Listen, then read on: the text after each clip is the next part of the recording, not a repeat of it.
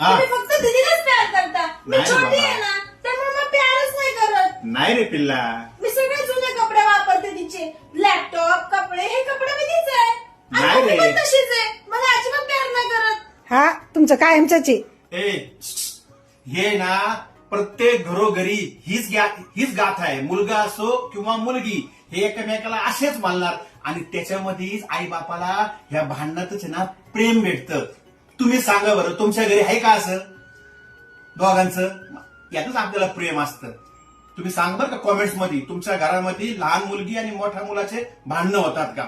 आणि त्यातच आई बापाला थकल्यानंतर किती थकून आलं तरी प्रेम भेटतं. एक धड़कन मेरी तो लाड आहे तुमचा लाड. मेरी जान असू दे ग, बापाच्या घरी आहेत ना तोपर्यंतच लाड आहे. एकदा का लग्न झालं पहचान मग हे सुख भेटत नाही ग.